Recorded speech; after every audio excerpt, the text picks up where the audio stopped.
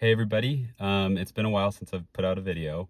I was planning on putting out a 10,000 mile review, but due to my procrastination, that turned into a 1 year review. And now it has officially turned into a 20,000 mile review. And so just as a quick kind of overview, I've had my Ford Maverick for just over a year now. Like I said, it has 20,000 miles on it. I got it new. It is an XL trim. It is all-wheel drive hybrid. And so my plan with this video is to kind of go over my likes and dislikes, my kind of overall thoughts, and just kind of a quick overview about the Ford Maverick. And so I guess to start, the reason why I got the Ford Maverick is because I do commute a lot. However, I do go off-roading quite a bit when I'm like hunting or camping and stuff like that. And so I needed something that got good gas mileage, that was able to go off roads. And then I also use a truck bed a lot, like not every day, but at least every other week. I'll have to like move something around. And so really the Ford Maverick was like the only vehicle that really fit into that, into my requirements. And it also is priced very well. Like it's a very affordable vehicle. So it was the perfect vehicle for me. And so far I have loved the Ford Maverick. There's a lot of things that I really like about it. There's a couple of things that I don't quite like. But yeah, so let's just get into it. The first thing that I really love about the Ford Maverick is the fuel economy. I put out a full video about this if you want to look into that, where my final consensus is that I get about 35 to 36 miles per gallon. That includes a lot of like commuting. However, that number's dependent on a couple of things. So first off, I do not have the stock tires on my Ford Maverick. I have slightly larger tires, and they're like all-terrain tires. And so that probably affects the fuel economy a little bit. And obviously fuel economy is super dependent on how you drive. And so for a time period, I was actually commuting while there was more traffic. And so during that time period, I was tracking my fuel economy, and it got up to like 40 miles per gallon. However, when I'm going on longer trips where I'm, maybe going 85, 90 miles per hour on the freeway, I end up getting a lot less gas mileage. I get probably close to 30 miles per gallon. I think that kind of gives you a good gauge of like kind of what to expect with the Ford Maverick in terms of fuel economy. And so while I was editing this video, I kind of realized that this part probably wasn't super clear. And so I just wanted to clarify. So while I was commuting, when there was more traffic, I was going about 65 miles per hour on average. And during that time, I was getting really good fuel economy, and I was getting about 40 miles per gallon. Whereas when I am going on trips where I'm going on the freeway through the middle of nowhere and going like 90 miles per hour, during those periods, I was getting closer to 30 miles per gallon. Another thing that I love about the Ford Maverick is its dimensions, both external and internal. So externally, it's like a pretty compact car. Like it's very easy to park. And if you are like off-roading on a trail, it's very, very easy to turn around. Whereas with like a larger truck, that's something that gets very challenging a lot of times. And internally, it has plenty of space. I'm like 5'11". You can see there's like plenty of space above my head. I could actually even adjust the seat back further if I wanted to. And then, as you could probably see, I have car seats in the back seat. A lot of times I do actually have 3 car seats because I have 3 kids. And I will say 3 car seats is pretty tight in the Ford Maverick. But even with like a rear facing car seat, there's still enough room for the passenger. I will say if there's a rear facing car seat behind me, then it is like hard. Like I can't get the seat back as far as I would like. Again, I'm like 5'11". And so that's something to keep in mind. And in the back seat, I think there is like plenty of leg room. Like this seat is adjusted for me driving, and I still have like some leg room. I'm in the middle seat right now. Obviously the shoulder space is tight because there's like 2 car seats. But I would say that's probably the dimension that's smallest. I don't worry about the leg room. I think there's plenty, but you probably can't have 3 large adults in the back seat due to the shoulder space, or an adult with 2 car seats. One thing that I absolutely love about the Ford Maverick is the backup camera. I believe it was a different backup camera for the 2024 version, but for this 2025, this is such a good, like, high resolution picture for a backup camera. And something that's kind of interesting is there's this option here where you can get an even wider view. So this is basically like, I mean, it looks more like fisheye lens, but it gives you like a 180-degree view, whereas this gives you kind of more straight back. And then I think there's like zoom if you're like trying to, if you have a hitch and you're hooking up a trailer. One of the differences with like the Lariat was that it came with a like a 360-degree camera, but in all honesty, with the size of the Ford Maverick being so compact and like easy to park, and with this like 180-degree view, I really don't think that it's like needed at all, and I don't think the Lariat's worth like the price upgrade. One thing that I do wish that they would change about the camera though is that in the 2024 Maverick, the screen wasn't this wide, and I think that they're keeping the same dimensions for the camera. However, you can see that there is actually like a wider picture, so I don't know why they don't just fill in this black space with that image. I feel like that'd be such an easy thing to do. Or because since the screen is centered, I like wish it was kind of slid over to this side just so that it's like more in line with the driver. That's like a minor thing, but I feel like that would be, I think, beneficial. One thing that I've absolutely loved about the Ford Maverick is the wireless Apple CarPlay. I've heard some things about like wireless CarPlay not working super well. I haven't had any issues with it. My phone connects like instantly, and it is like so convenient. Now, the dimensions of the screen are kind of weird. They did make it like very long and skinny, which I kind of like because it doesn't like stick up super high, so it doesn't block your view at all. And there's one kind of nice feature. You can actually split the screen. And so if you could have directions on this side and like your music on this other side, or like vice versa. There are some other options. There's not like a ton of options, but yeah, so that's like an option. Also, something that's really cool is this screen. You can actually select like navigation, so you can see like your next directions like right here on the screen. And then obviously view different things. One thing that I don't like about this though is every time you start the car, it does default to this trip/economy list, where these are the things that you can flip through, instead of starting with my view, which is the ones that I've chosen. So that's like a little bit annoying that you just need to kind of select that every single time if that's what you want.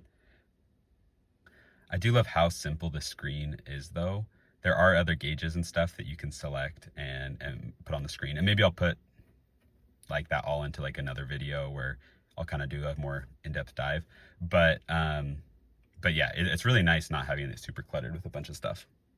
One thing I'm not a super big fan of with this infotainment center is the air control. If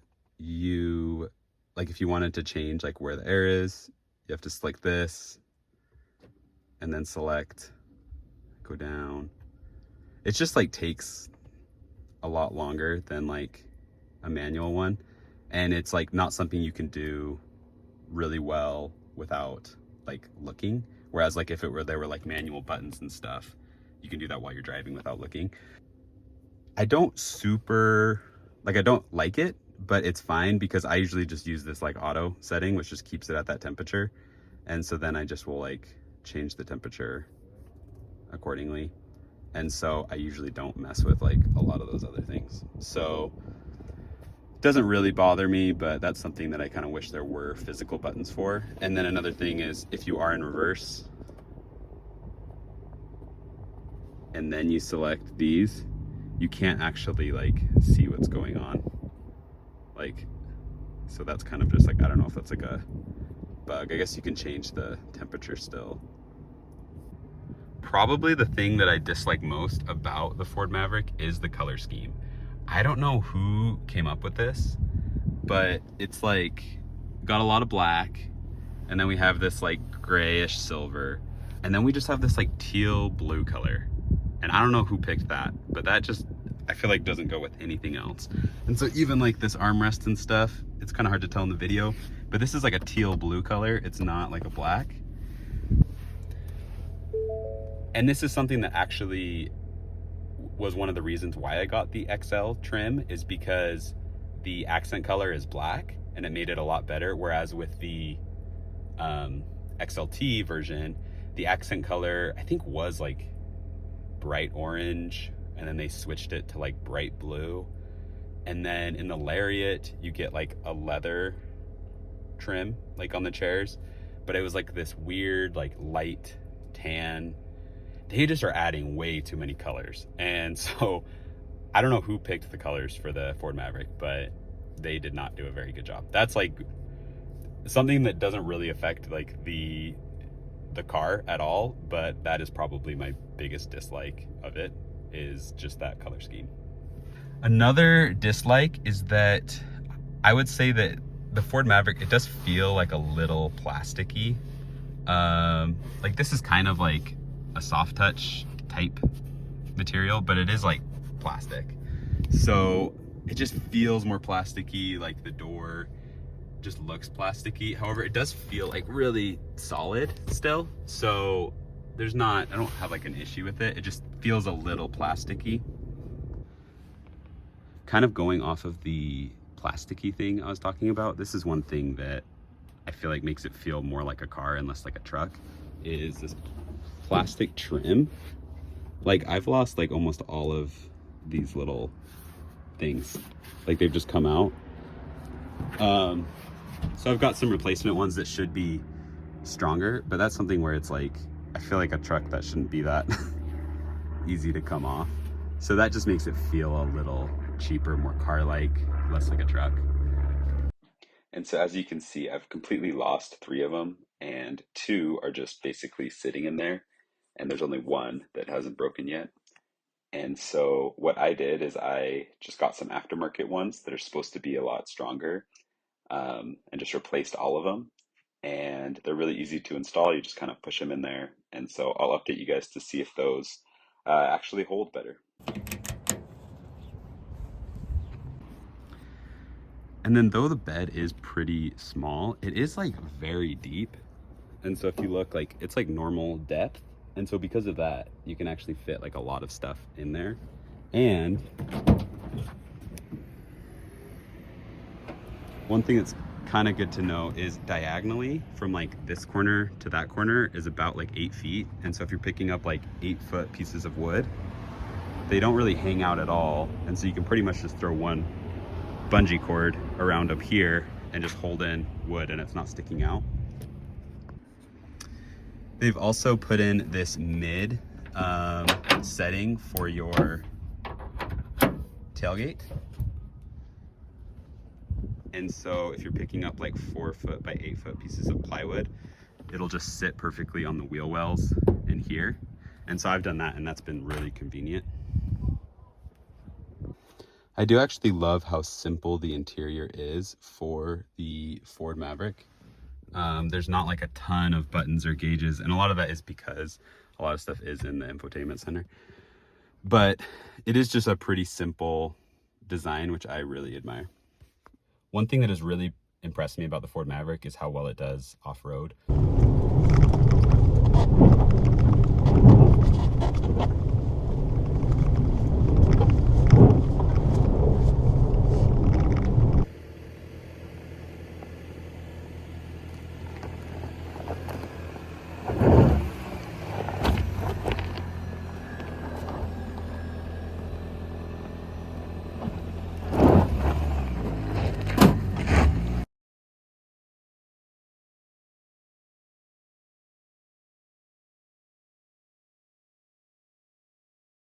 I have a couple of videos on this if you want to check those out. But as far as like being on like slippery surfaces like snow or mud or sand, stuff like that, it does really, really well. I would say the thing that holds it back is like going over rocks and stuff like that, just because you don't have a ton of clearance, you don't have a ton of like articulation. And so if you're doing a lot of that stuff, then you probably need something with like a little bit more um, clearance and maybe like a solid rear axle. But as far as like what most people end up doing when they're off-roading, or like just not wanting to get stuck in the snow or the mud, I think the Ford Maverick is like perfect, especially if you put a little bit better tires on it. It's just such a light vehicle that it does really well in those situations. One thing about the hybrid Ford Maverick is that it does feel like a little bit underpowered when you are driving it. Um, it does, I mean, it is like a car engine that they're putting inside a little truck. And so it just doesn't feel as like zippy as like, it doesn't feel as like torquey as like what you would expect from like a truck. That's not like a huge deal for me. I don't like haul a bunch of heavy stuff around like super frequently, and I'm not like trying to race my car. Like I'm just kind of just driving normal. And so it has plenty of torque for that. And in any off-roading situation I've been in, there's been plenty of torque for that, especially since it is hybrid. The electric motor does give you a lot of torque in like that really low end range, whereas a normal engine wouldn't. And so I think because of that, even in off-roading situations, it does fine. So I don't think you really need more torque, but if you do want more torque, then you might not want to get the hybrid. Or honestly, there's probably a better vehicle for you. If you're like towing a lot, then you probably shouldn't get the Ford Maverick. So for me, that hasn't really been that big of an issue, but it is something that I think people should be aware about if you are getting the hybrid. However, I do think that's the main reason why it is so fuel efficient, is because it is a little bit underpowered in the hybrid model. So just in summary, I do love the Ford Maverick. It gets great gas mileage. It does great off-road. It has a very like capable truck bed. If I were to rewind like a year and buy a car again, I definitely would get this exact same car. And really my only dislikes with it are the things that I mentioned, where obviously the interior colors, they're just terrible, but it does feel like a little cheap and plasticky. However, it's been like reliable, it's been fine. And I think for its price point, like I wouldn't expect anything more. Like I think it's priced very well, and I think it's a great car.